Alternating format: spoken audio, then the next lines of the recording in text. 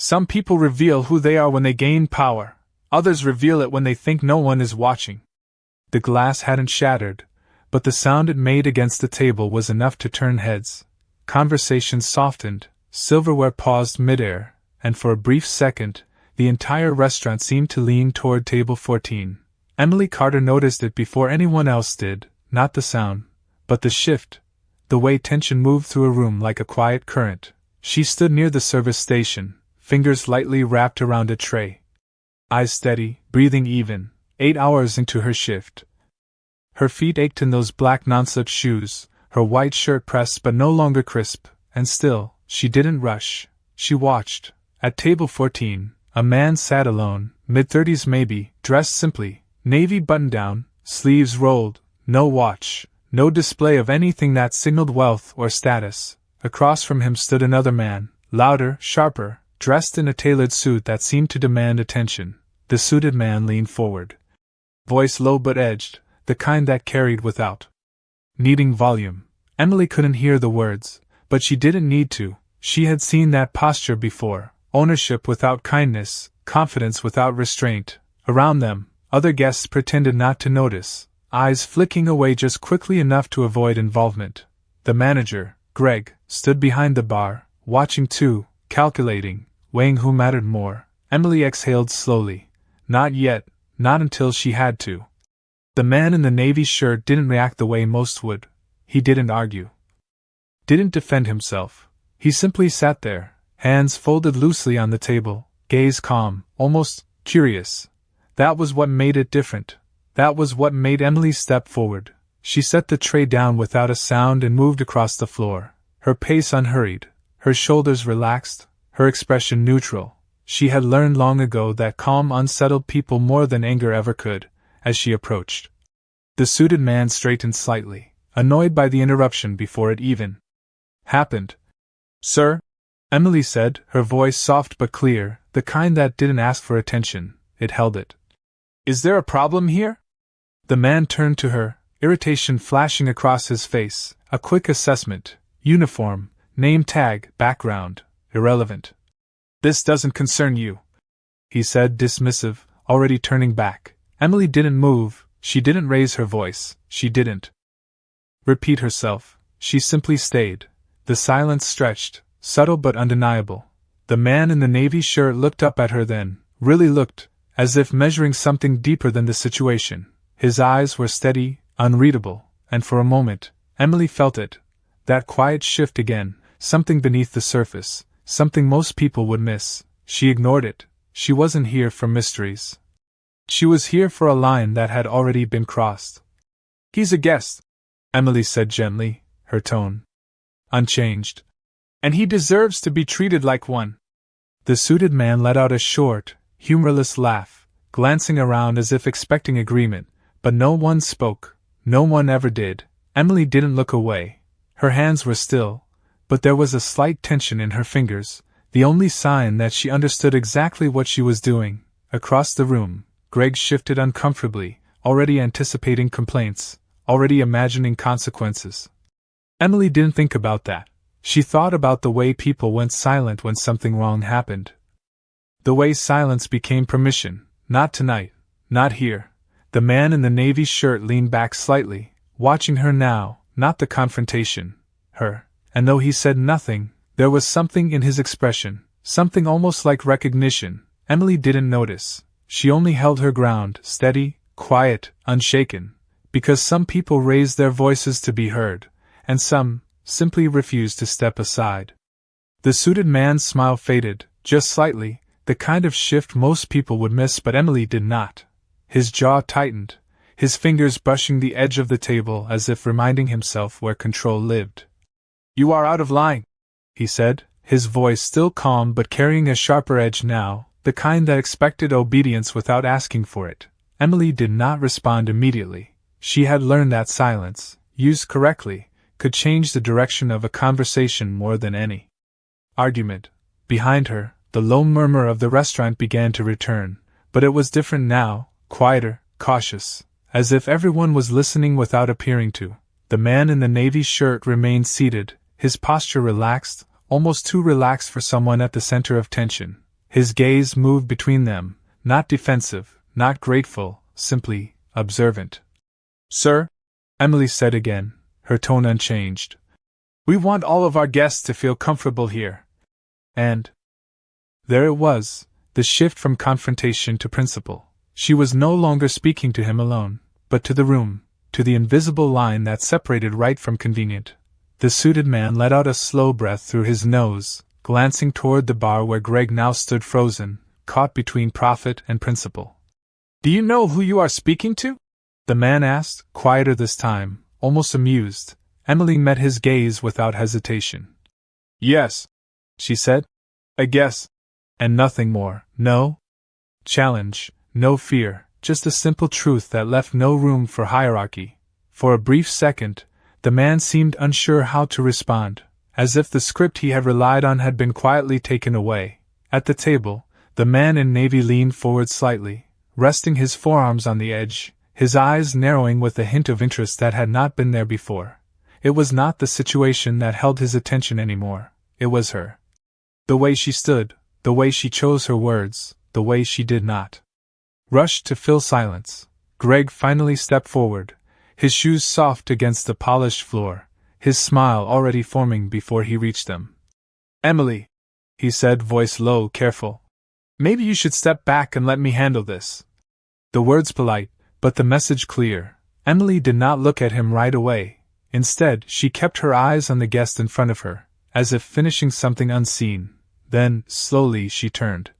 "I am handling it," she replied, just as quietly. Greg's smile faltered, his eyes darting briefly toward the suited man, calculating again, always calculating. The tension thickened, not loud, not explosive, but heavy, like a storm that refused to break. The suited man straightened his jacket, regaining composure, confidence returning in layers. "I think," he said, adjusting his cufflinks, "that I will be speaking with the owner about this." His tone carrying the weight of someone used to making calls that mattered. Emily nodded once, as if acknowledging a fact rather than a threat. "You are welcome to," she said, no sarcasm, no defiance, just permission. The man in navy finally spoke then, his voice calm, almost curious. "Are you always like this?"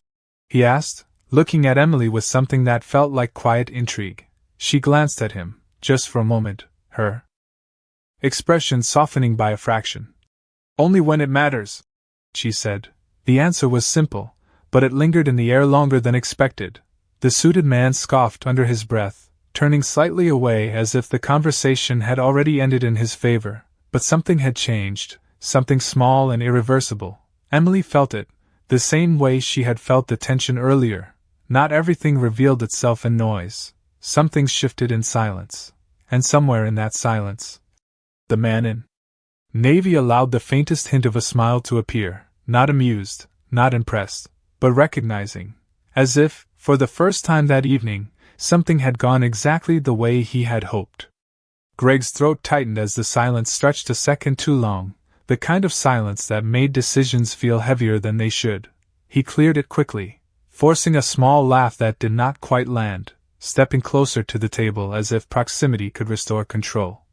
"Let us not make this bigger than it needs to be," he said, glancing between the suited man and Emily, his tone smoothing over tension the way managers were trained to do.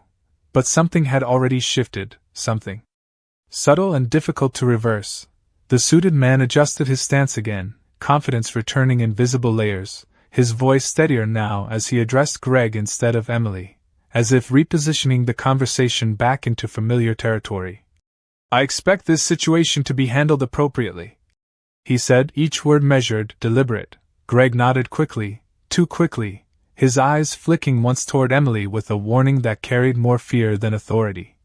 "Of course, sir," he replied, then turned slightly toward her, lowering his voice just enough to suggest privacy without truly granting it.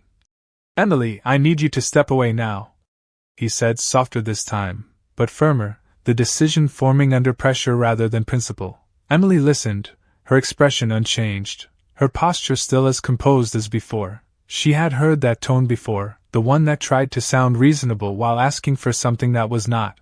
She did not move immediately. Instead, her eyes shifted briefly. To the man in the navy shirt, he had not spoken again, had not defended himself, had not even corrected the narrative forming around him. He simply watched, as if the outcome mattered less than the choices leading to it. That was what unsettled her most. People who did not rush to fix things were either powerless or completely in control. Emily exhaled quietly, then reached for the edge of the table, not gripping it, just resting her fingers there for a moment, grounding herself. "He has not done anything wrong," she said, her voice calm, almost gentle, but carrying a clarity that cut through the noise. Greg's jaw tightened, his patience thinning under the weight of expectation. "That is not the point," he replied, his voice barely above a whisper now. "We have to think about the business." Emily nodded slightly, as if she understood exactly what he meant. She did. She had just chosen something else. Across from her, the suited man gave a small, satisfied nod, sensing the shift in momentum, the return of hierarchy. But the moment did not resolve the way he expected. Because Emily did not step back, she straightened instead, her shoulders aligning with quiet resolve, her gaze steady. "Then maybe the business should think about what it stands for," she said, not louder, not sharper, just clearer. The words landed differently, not as defiance, but as something harder to dismiss. Greg blinked, caught off guard, his rehearsed responses suddenly insufficient. The suited man's expression flickered again, irritation returning, but thinner now, less certain. And then, for the first time, the man in the navy shirt moved, slowly, deliberately. He reached for the glass of water in front of him, taking a small sip before setting it back down with care. The motion was simple, almost insignificant, but it drew attention without asking for it. When he spoke, his voice was calm, measured, carrying an ease that did not need to prove itself. "I believe she has already handled it," he said. Greg turned to him immediately, relief and confusion colliding in his expression. "Sir, I apologize for the inconvenience," he began, but the man raised a hand slightly, stopping him without effort. "There is no inconvenience," he continued, his eyes briefly meeting Emily's, something unreadable passing between them. Only clarity. The word lingered, quiet but weighty. The suited man frowned, clearly unsatisfied, but something in the room had shifted beyond his control. The attention was no longer his to command. Emily felt it again, that subtle current, stronger now, undeniable. She did not yet understand it. But she recognized one thing with certainty. The man she had chosen to defend was not who everyone thought he was. The word clarity did not fade the way most words did. It stayed quiet but firm, settling into the space between them like something that could not be ignored. Greg hesitated, his usual rhythm broken, his eyes moving between the man in the navy shirt and the suited guest, searching for the safer direction, the more profitable truth. The suited man recovered first, straightening his posture, a small, controlled smile returning as if he had decided this moment would not define him. "Then perhaps," he said, smoothing his jacket, "we are all clear that this establishment needs better training." His tone polished, but edged with dismissal. Emily did not react. She had heard sharper words delivered with softer voices. What mattered was not what he said, but what he expected her to do next. And she did nothing. She did not apologize. She did not step back. She simply stood, present, steady, as if the moment had already resolved itself in her mind. Across from her, the man in navy watched that stillness with growing interest, the faintest shift in his expression suggesting something deeper than approval, something closer to recognition. He leaned back slightly in his chair, his gaze drifting briefly around the room, taking in the details others missed. The servers pretending to reset tables that did not need resetting, the bartender polishing the same glass for the third time, the quiet tension that had not fully released. Then his eyes returned to Emily. "What is your name?" he asked. The question was simple, but it landed differently now, as if it carried weight beyond curiosity. Emily paused for a fraction of a second, not because she was unsure, but because she understood that names changed things. Still, she answered. "Emily," she said, "no last name, no extra detail, just enough." He nodded once, as if committing it to memory rather than acknowledging it. "Emily," he repeated softly, testing the sound of it, then letting it settle. Greg shifted again, uncomfortable with. The direction of the conversation, the lack of control slipping further from his hands. "Sir, if there is anything I can do to make this right," he began, but the man in navy lifted his gaze to him, not sharply, not impatiently, just enough to pause him. "There is," he said calmly. Greg leaned in slightly eager, relieved to have something actionable. "Ensure that what just happened, happens again," he continued. Greg blinked, confusion overtaking expectation. "I am sorry?" he asked. The man's expression did not change. "Respect should not require permission," he said, his tone even, as if stating something obvious that had simply been forgotten. The words lingered, heavier this time, impossible to reduce to policy or procedure. The suited man let out a quiet scoff, clearly done with the exchange, his patience thinning as the room no longer responded to him the way it had before. "This is absurd," he muttered, reaching for his phone, his movements sharper now, less controlled. Emily noticed the shift, not in anger, but in outcome. Whatever he had expected from this moment, he had not received, and that mattered more than anything he could say. She stepped back then, not as retreat, but as completion. Her role in the moment finished the second the line had been redrawn. But before she could turn, the man in navy spoke again, quieter this time, meant only for her. "You did not hesitate," he said. Emily glanced at him, her expression thoughtful for the first time, not guarded, not distant, just honest. "There was nothing to think about," she replied. His eyes held hers for a brief second longer, something unspoken passing between them, something neither of them fully named. Then he gave the slightest nod, as if confirming something only he understood. Emily turned then, picking up her tray with the same steady hands, her movements returning to the rhythm of the room. But the air behind her remained different, charged in a way that could not be undone. And as she walked away, she did not see the way Greg's phone buzzed silently in his pocket, or the way his face paled when he glanced down at the screen, a single message waiting there, short, direct, and impossible to ignore.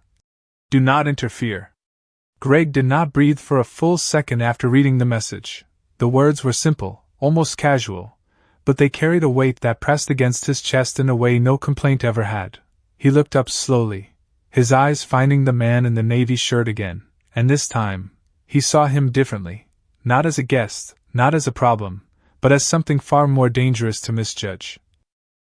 Around him, the restaurant continued its quiet recovery, conversations returning in fragments, glasses clinking, chairs shifting, as if the moment had already passed. But for Greg, it had only just begun. He slipped his phone back into his pocket, his hand unsteady for the first time in years, and forced himself to move, stepping toward the table again, but this time without the practiced smile, without the rehearsed lines. "Sir," he said, his voice lower now, careful. "Is there anything else you would like this evening?" The change was subtle, but undeniable. The suited man noticed it immediately, his eyes narrowing slightly, irritation flickering as the attention shifted away from him in a way he was not used to. "I believe we have already established what needs to happen," he said, his tone tightening, trying to reclaim the moment. But Greg did not turn to him this time. He kept his focus on the man in navy, waiting, as if the answer mattered more than anything else in the room. The man regarded him quietly for a moment, then shook his head once. "No," he said, calm, final. "Everything has already been made clear." The words echoed his earlier statement, but now they carried something more, something that settled the room in a way no authority could. Emily, across the floor, felt it again without knowing why. She had resumed her work, taking orders, delivering plates, her movements smooth and efficient, but a part of her remained aware, as if the air itself had changed. She placed a glass of iced water at another table, the condensation cool against her fingers, but her attention flickered back to table 14, drawn by something she could not quite name. When she looked, she saw Greg standing straighter than before, more restrained, and the suited man, quieter. That alone was enough to tell her the balance had shifted. She turned back to her table, her expression neutral, but her thoughts sharper now. She had seen this before. Not the exact moment, but the pattern, power revealing itself not through noise but through silence, the kind that did not need to announce itself. Behind her, the suited man finally stepped back, his movements clipped, controlled, as if deciding that staying would cost him more than leaving. "I will be in touch," he said, not to Emily, not even to Greg, but to the idea of authority itself. Then he turned and walked away, his presence fading faster than it had arrived. No one stopped him. No one needed to. The room did not follow him this time. It stayed where it was, with the man who had never raised his voice, with the woman who had never stepped aside.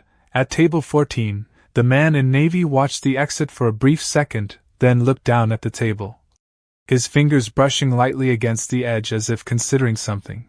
Then he reached into his pocket and pulled out his phone, his movements unhurried, deliberate. He typed a short message, no more than a few words, and sent it without hesitation. Across the room, Greg's phone vibrated again, but this time he did not check it immediately. He already knew what it would say, or at least what it would mean. Decisions had been made, lines had been drawn, and there was no undoing either. Emily approached the table then, tray in hand, her steps steady, her expression composed. "Would you like anything else?" she asked, her voice as calm as before, as if nothing had changed. The man looked up at her, and for the first time, there was no distance in his gaze, no observation, no testing, just certainty. "Yes," he said softly. "But not here." Emily tilted her head slightly, a flicker of confusion crossing her face before it settled again into quiet professionalism. "I am sorry?" she asked. He held her gaze for a moment longer, then offered the faintest hint of a smile, something almost invisible but impossible to miss once seen. "We will talk soon," he said, and somehow, without explanation, without context, she believed him. The promise lingered longer than it should have, not loud, not dramatic, just present in the way certain words refused to fade. Emily stepped back from the table, her tray balanced steadily in her hand, her expression returning to the calm neutrality she wore like a second uniform, but her mind did not move on as easily. "We will talk soon," he had said, and something in the way he said it felt less like possibility and more like certainty. She had heard confidence before, had seen men speak as if the world would rearrange itself to meet their expectations, but this was different. There was no force behind it, no demand. Just quiet assurance. She turned away, continuing her shift, greeting the next table with the same composed smile, writing down orders, refilling glasses, each motion precise, practiced, familiar. And yet, something beneath that rhythm had shifted, a subtle awareness that she could not fully explain. Across the room, Greg finally checked his phone, his thumb hesitating for a fraction of a second before unlocking the screen. The message was exactly what he expected, and still, it unsettled him. "Prepare a report on tonight's floor conduct. Include Emily Carter." He swallowed, his throat suddenly dry, his eyes lifting instinctively toward her. She was at table 9 now, nodding politely as a couple asked about the menu, her posture relaxed, her voice steady. There was no sign that anything had changed for her, and that, somehow, made it worse. Greg had spent years learning how to read people, how to predict reactions, how to manage outcomes before they happened. But Emily did not fit into those patterns. She had stepped into risk without hesitation, without calculation, and then returned to her work as if it had cost her nothing. That was not how this place worked. That was not how any place worked, unless... He looked back at the man in navy. The table was empty. For a second, Greg thought he had imagined it, the entire exchange, the shift in the room, the message in his pocket. But then he saw it. The check folder, placed neatly at the edge of the table, closed, untouched.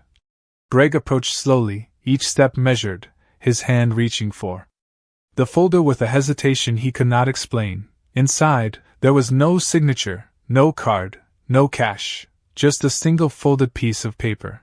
His fingers tightened slightly as he unfolded it. The handwriting was clean, deliberate, unmistakably confident. "You handled the room. Now let us see how you handle the truth." Greg felt his pulse quicken, his eyes scanning the words again as if they might change. They did not.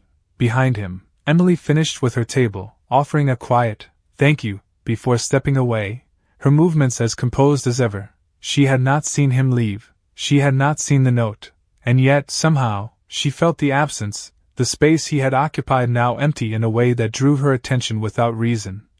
She glanced toward table 14, just for a moment, her brows softening slightly as she noticed it had been cleared too quickly, as if someone had rushed to erase what had happened there. She turned back to her work, pushing the thought aside, but not completely, because something about that night refused to settle into the ordinary. Something remained unfinished.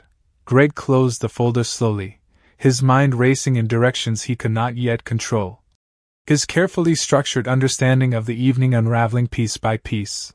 This was no longer about a complaint, or a guest, or a moment of tension on the floor. This was something else entirely, something deliberate, something planned. And as he looked once more toward Emily, still unaware, still steady, he realized with a quiet, growing certainty that whatever came next, it would not be decided by rank, or status, or noise. It would be decided by the one person in the room who had never needed any of those things to begin with. The restaurant closed an hour later, but the night did not end when the lights dimmed. It lingered in small things, in the way chairs were stacked more quietly than usual, in the way conversations between staff stayed shorter, unfinished, as if everyone felt something had shifted but no one wanted to name it. Emily moved through the final tasks with the same steady rhythm, wiping down tables, aligning silverware, resetting what needed resetting. Her body was tired, but her mind remained alert, replaying moments she had not fully processed.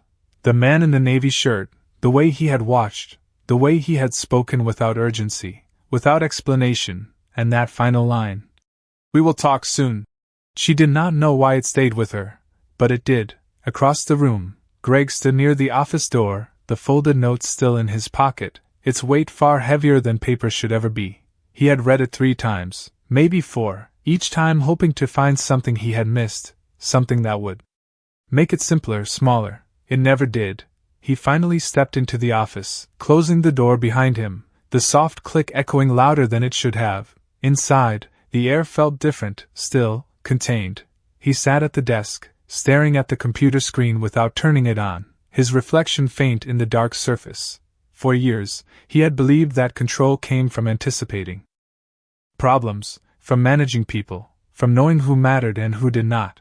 Tonight had challenged that in a way he was not prepared for. A single decision, made by someone he had never considered a risk, had changed the entire balance of the room, and the person at the center of it had not even tried to.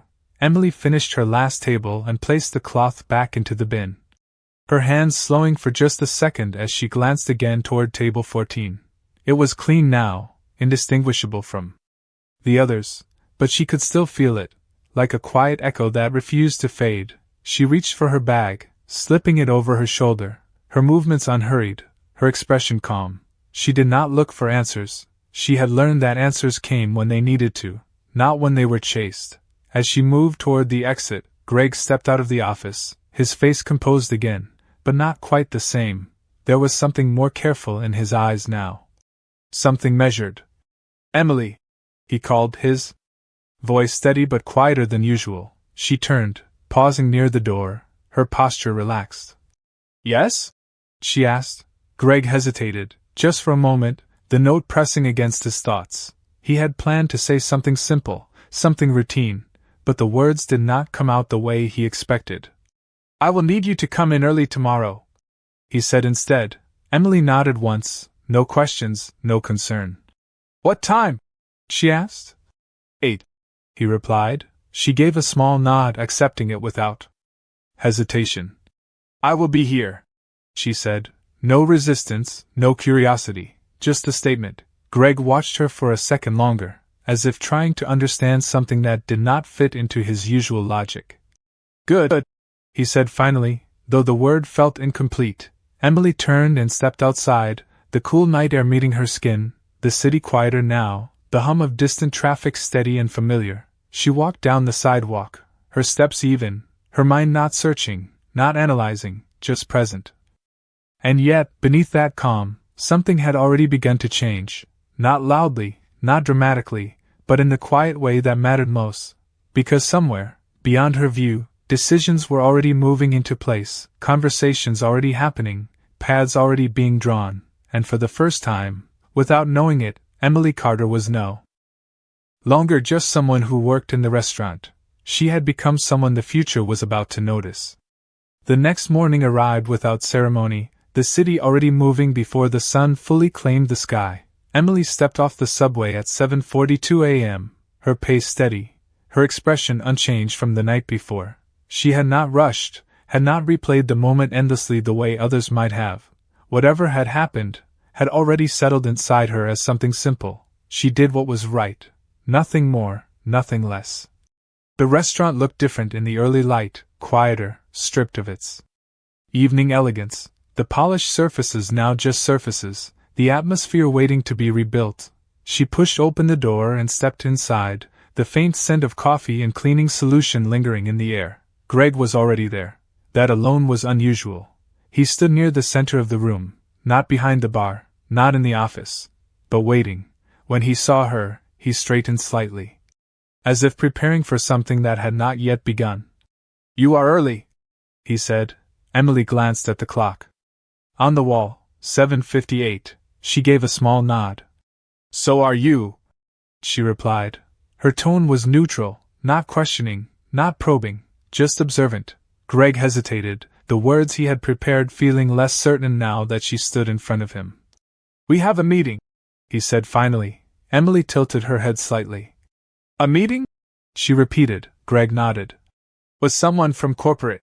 he added, though the phrase felt insufficient even as he said it. Emily absorbed that without visible reaction. She had never been called into a meeting with corporate before. People like her did not usually enter those rooms. Still, she did not ask why. She simply set her bag down and adjusted the sleeve of her shirt, as if preparing for any other shift. "Where?" she asked. Greg gestured toward the back office. "In there," he said, then paused before adding, "They are already waiting." Emily nodded once and began walking, her steps calm, unhurried. The door to the office was slightly open, the light inside steady and bright. She reached it and paused for a fraction of a second, not out of fear, but awareness. Something about the air felt different again, familiar yet changed. She pushed the door open. Inside, the room was not as she expected. There was no group of executives, no cluster of unfamiliar faces, just one man, standing near the desk, looking at a file in his hands. Navy shirt, sleeves rolled, the same calm presence, unchanged. Daniel Hayes looked up as she entered. For a moment neither of them spoke. The silence was not awkward, it was intentional, as if both understood that this moment had been building long before either of them stepped into the room. Greg lingered near the doorway, his presence smaller now, almost secondary. Emily stepped inside fully, the door closing softly behind her. "You said we would talk," she said, her voice steady, direct. Daniel nodded once, a faint hint of acknowledgement in his expression. "I did," he replied. There was no introduction, no explanation, no attempt to ease the moment into something ordinary. He simply set the file down on the desk and met her gaze. "Do you know who I am?" he asked. The question was not sharp, not challenging, just clear. Emily studied him for a brief second, not searching for clues, not trying to guess. She had never needed names to understand people. "No," she said, and then, after the smallest pause, "But I think everyone else does." Daniel's expression shifted, just slightly, something almost like approval passing through it, not because of the answer, but because of the way she arrived at it. "That is accurate," he said, and then, without raising his voice, without changing his tone, he added, "I own this company."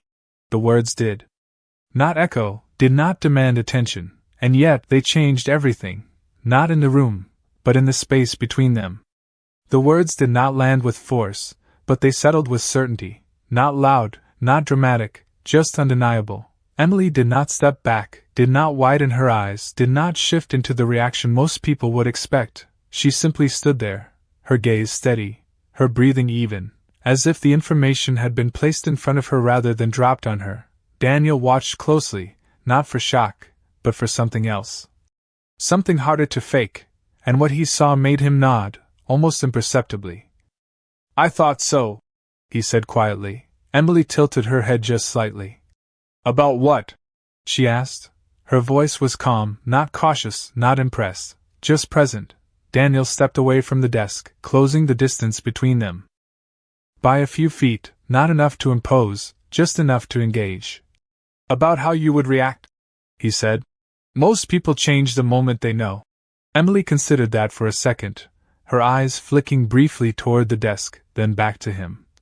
I am still the same person I was last night, she replied. No emphasis, no challenge, just truth.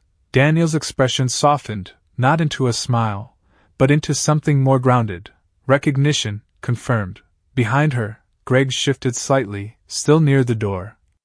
His presence quieter than ever, as if the room no longer required him. Daniel reached for the file on the desk and opened it, revealing a few pages inside, notes, observations, details from the night before. He did not rush. He let the silence hold for a moment longer before speaking again. Last night was not random, he said. I visit locations like this without notice. Emily listened, her posture unchanged, her attention focused. To see what happens when no one thinks it matters. He continued. He looked up at her then, his gaze direct. You were the only one who acted without waiting for permission. Emily did not respond immediately. She had not thought about it that way. She had not thought about it at all. It was not about permission, she said after a moment. It was about the line that was already there. Daniel closed the file slowly, the sound soft but final. Exactly, he said. The word carried weight, not because of how it was spoken, but because of what it acknowledged. He set the file aside and met her gaze again. I do not need more employees, he said.